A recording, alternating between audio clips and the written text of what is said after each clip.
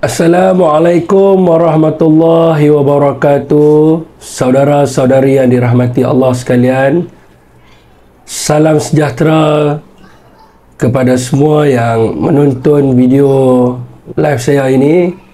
Mohon untuk saudara semua repost dan share agar membawa manfaat kepada semua orang. Hari ini kalau kita tengok, banyak diperkatakan berkenaan dengan kerajaan hari ini mungkin ranap ataupun runtuh. Jadi saudara-saudara kena tahu bahawa usaha untuk menjatuhkan atau menukar kerajaan Madani ini bukan satu perkara yang baru. Malah telah dihidu sejak daripada peringkat awal penubuhannya lagi. Perkara ini tidak ada kaitan dengan Parti Perikatan Nasional ataupun pembangkang sekarang ini. Sebagaimana yang diperkatakan, konon-kononnya pembangkang ini masih belum dapat menerima kenyataan dan berusaha untuk melakukan rampasan kuasa, nak merampas kuasa lah kiranya. Ramai penganalisa politik di dalam Malaysia ini ataupun di luar negara yang fokus pada politik di Malaysia, mereka akan bersetuju dengan apa pendapat yang saya akan lontarkan dalam video ini, di mana peranan parti politik di dalam kerajaan menjadi titik tolak kepada pergolakan ini. Rakyat perlu faham bahawa parti politik di Malaysia ditubuhkan untuk meraih sokongan dan juga undi rakyat serta memenangi pilihan raya mewakili parti mereka sendiri, bukannya memberi faedah kepada pihak lain dan di akhirnya merugikan parti mereka ataupun kepimpinan mereka ataupun diri mereka sendiri. Maksud saya di sini, di dalam kerajaan perpaduan ataupun kerajaan Madani hari ini, peranan parti-parti politik yang menyokong kerajaan dilihat sangat kurang, di mana kerajaan hari ini lebih didominasi oleh Pakatan Harapan dalam segala bentuk.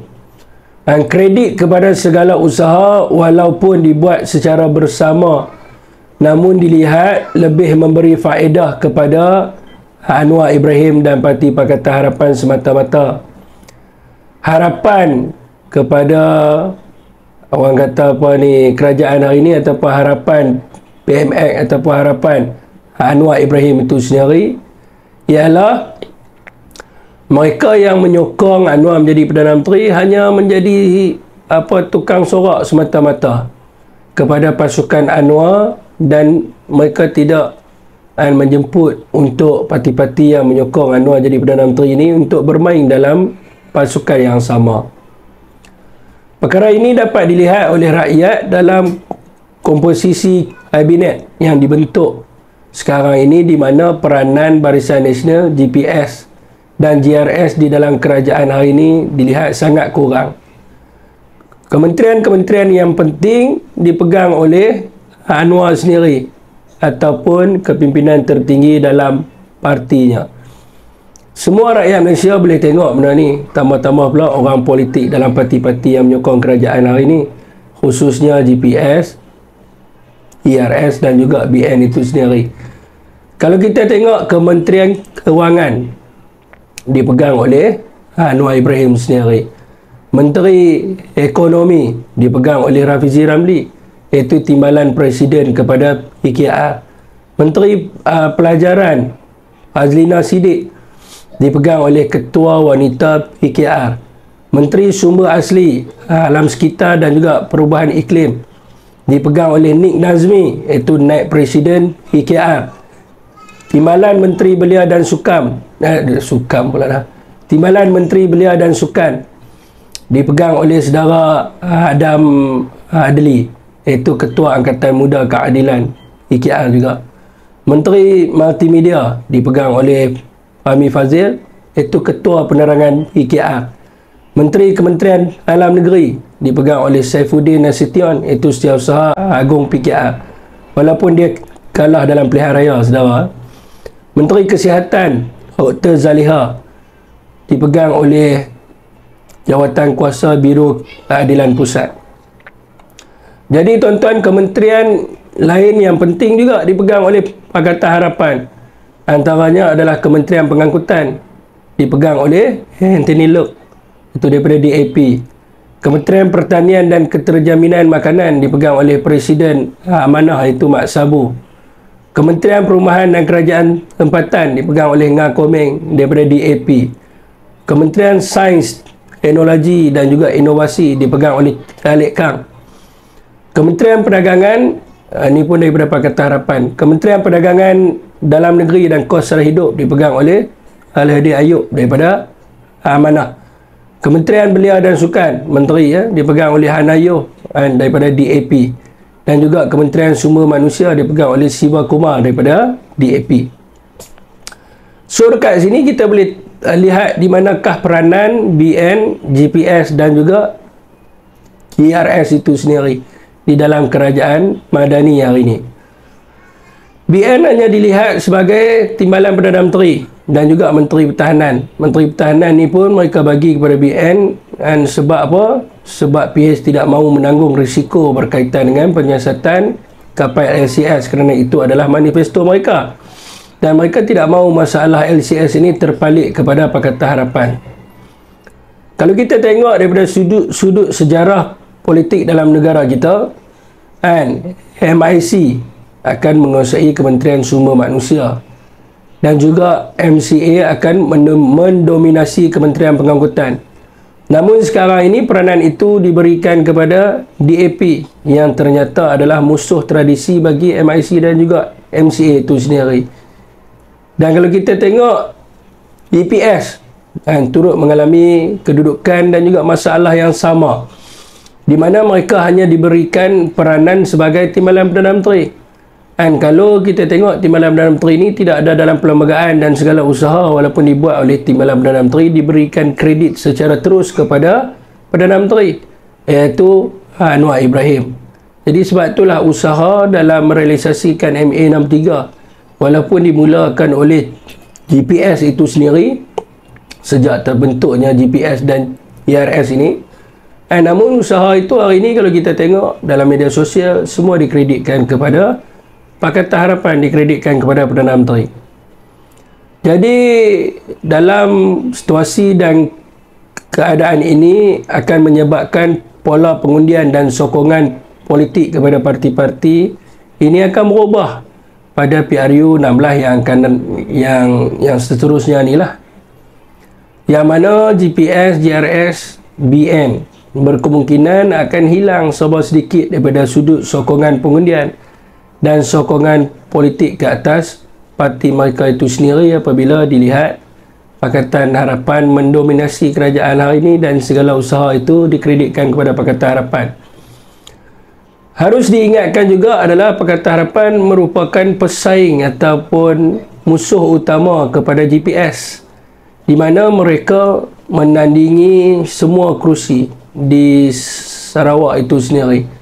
Begitu juga MIC dan MCA yang selama ini dianggap mati, dianggap telah tidak mendapat sokongan daripada Bukan Melayu kerana dibunuh oleh parti DAP itu sendiri. Persoalan yang timbul sekarang ini, bagaimana pula dengan niat dan sikap Pakatan Harapan terhadap gabungan kerajaan Madani hari ini ataupun sekarang ini. Jika dilihat dengan mata yang asar, sekali imbas rakyat ataupun orang politik sudah dapat melihat bahawa Pakatan Harapan tidak pernah mengharapkan parti seperti BN, GPS ataupun DRS itu sendiri akan kekal selama-lamanya dengan mereka. Mereka hanya memerlukan sokongan sekarang ini untuk membentuk kerajaan, untuk berkuasa, untuk merealisasikan impian dan mengkreditkan parti Pakatan Harapan, dan bukan untuk meraih sokongan rakyat melalui parti GPS, GRS ataupun Barisan Nasional. Mereka nak rakyat nampak bahawa sekarang ni semua dibuat oleh Pakatan Harapan. Bila PRU 16 kelak ataupun pilihan raya negeri yang akan tiba ini, Rakyat melihat bahawa Perdana Menteri itu Presiden PKR yang mengaturkan dan membuat segala-galanya, walaupun itu adalah kredit yang diklaim semata-mata. Jadi mereka tidak akan memberi peluang kepada BN, GPS dan juga DRS ini untuk menonjolkan diri mereka. Macam saya kata di awal tadi, dia cuma harap bahawa parti ini hanya menjadi pasukan sorak di tepi padang, tetapi yang menjaringkan gol bukan mereka. Yang menjaringkan gol adalah Pakatan Harapan itu sendiri. Maksudnya di sini, saudara-saudara, PH tidak mengharapkan atau ingin mengajak BN atau GPS dan GRS untuk menyertai Pakatan Harapan bagi menjalinkan hubungan selama-lamanya. Tak kiralah bagi menempuh PRU 16 ke, 17 ke, 18 ke. Cuma sekarang ini kita lihat mereka hanya mengharapkan sokongan daripada parti-parti ini. Dan apabila tibanya pilihan raya umum, maka mereka akan berubah dan tidak akan lagi berkawan dengan parti-parti ini. Berbeza semasa dahulu Perikatan Nasional ataupun Muafakat Nasional, kepimpinan menjemput parti-parti yang ingin bersama untuk duduk sekali. Macam PN pun kita jemput BN, kita jemput MIC, MCA untuk duduk dalam Perikatan Nasional. Tapi mereka tak. Mereka cuma nak gunakan parti-parti ini untuk mereka jadi kerajaan dan berkuasa. Mereka tak bagi jawatan pun. Tapi bila tiba masanya kelak, mereka akan tendang BN, GPS. Ini dikatakan bahawa tidur sebantal akan tetapi mempunyai mimpi yang lain. Sebab itu dilihat DAP sering menyerang kepada dan juga memburukkan GPS itu sendiri. Kalau kita tengok ahli parlimen Stamping dan juga Bandar Kuching sebelum ini sering kali menyerang EPS, seolah-olah EPS ini tidak membuat kerja, seolah-olah ada berlakunya salah guna kuasa daripada sudut nak membina bendera yang tertinggi di Sarawak. Ini berlaku kerana DAP di Sarawak adalah pesaing utama kepada EPS itu sendiri, dan mereka adalah anchor di sana. So dia mesti tunjuk kata dia baik untuk dia bunuh perjalanan politik EPS itu sendiri. Begitu jugalah pertembungan di antara Anthony Loke dan Wee Ka Siong, di mana DAP adalah pesaing utama kepada MCA, malah MIC juga. Cuma MIC sekarang ni nampak slow, kita tak tahu kenapa. Tapi kalau kita tengok sekarang ni MCA, Wee Ka Siong selalu bergaduh. Sebab apa? Nak menunjukkan bahawa dia ada kerja yang dia buat, dan dia adalah sebagai wakil rakyat, yang dia sering sebut adalah wakil rakyat yang membawa suara rakyat, supaya kaum muka Melayu melihat bahawa MCA sekarang ni buat kerja. Jadi berlakunya persaingan sebab DAP adalah pesaing utama kepada MCA dan juga MIC.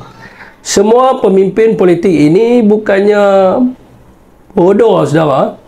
Mereka juga sedar bahawa Zahid hanya boneka kepada Anwar Ibrahim dalam usaha untuk meloloskan dirinya daripada pendakwaan di mahkamah, di mana tindakan Zahid ini akan membunuh perjalanan politik parti mereka ataupun diri mereka sendiri. Jika kerajaan Madani ini bertahan dan berterusan, MCA, MIC akan lupus dalam sejarah politik negara kita, dan dia akan digantikan dengan EAP itu sendiri. Manakala UMNO akan menjadi parti minoriti yang mewakili orang Melayu. Dan kalau saudara tengok suatu hari nanti, kalau kerajaan Madani ini berterusan, maka parti di Semenanjung ini akan didominasi oleh Pakatan Harapan, dikuasai oleh Pakatan Harapan. Selepas itu mereka akan tukar fokus mereka pula, akan menyerang Sabah dan Sarawak, supaya Sabah dan Sarawak juga akan didominasi oleh Pakatan Harapan itu sendiri, dan akan memberi kesan yang besar kepada GPS dan juga ERS. Sekarang ini saya rasa saudara semua telah pun mendapat gambaran bahawa usaha untuk menjatuhkan kerajaan hari ini, kerajaan Madanon atau Madani hari ini, tidak ada kena-mengena dengan pembangkang untuk merampas kuasa ataupun sebagainya. Akan tetapi usaha ini dibuat oleh ahli-ahli parlimen dalam kerajaan sendiri, kerana mereka melihat bahawa mereka tidak mendapat peranan dalam kerajaan hari ini, dan mereka melihat bahawa orang politik ni dia nak jaga dia punya kedudukan ataupun karier politik dia. Bila dia lihat bahawa sesuatu perkara boleh menyebabkan dia hilang sokongan rakyat ataupun pengundi dia mula tidak akan mengundi dia, maka dia akan fikir kalau dia duduk lama dalam kerajaan hari ini, mungkin karier politik dia akan terjejas dan sebagainya. Jadi fitnah ataupun orang kata apa, adu domba yang dibuat oleh Pakatan Harapan daripada muda, daripada PKR sendiri yang mengatakan bahawa PN cuba rampas kuasa, ini adalah satu benda yang tak betul.